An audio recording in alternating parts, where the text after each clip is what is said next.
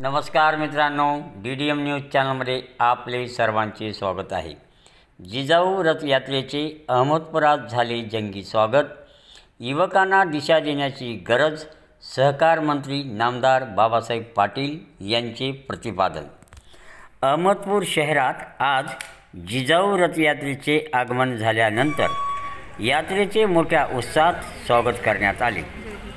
युवकांना दिशा देण्याची आवश्यकता असल्याचे मत सहकार मंत्री नामदार बाबासाहेब पाटील यांनी संस्कृती गार्डन येथे आयोजित कार्यक्रमात बोलताना व्यक्त केले आहे।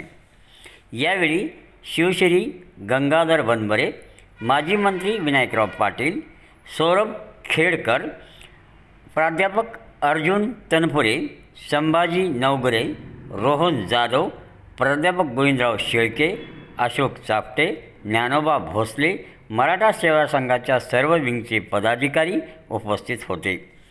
यावेळी बोलताना सहकार मंत्री बाबासाहेब पाटील म्हणाले की सामाजिक सलोखा राखण्यासाठी मराठा सेवा संघ महत्त्वाचे कार्य करत आहे।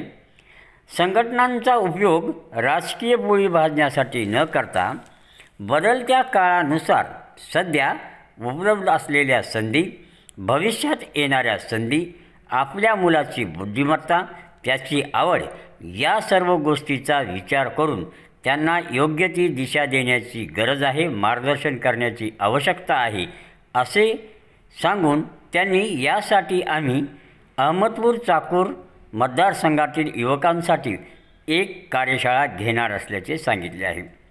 मराठा सेवा संघाचे संस्थापक पुरुषोत्तम खेडकर यांच्यामुळे समाज बांधणीला मोठी मदत झाल्याचेही त्यांनी आवर्जून यावेळी सांगितले आहे।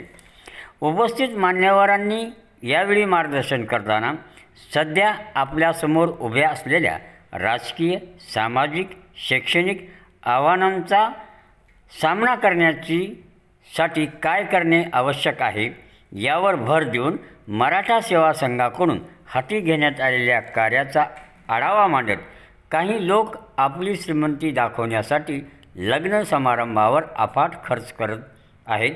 असे न करता कोरोना काळात आपणाला कमी खर्चात, कमी माणसात लग्न करण्याची संधी आली होती, ती आपण टिकून ठेवली पाहिजे व ह्या वायफळ खर्च न करता त्यातून समाजाला प्रगतीच्या दिशेने नेण्यासाठी मदत करण्याचे आवाहन यावेळी उपस्थित मान्यवरांनी मार्गदर्शन करताना केले आहे।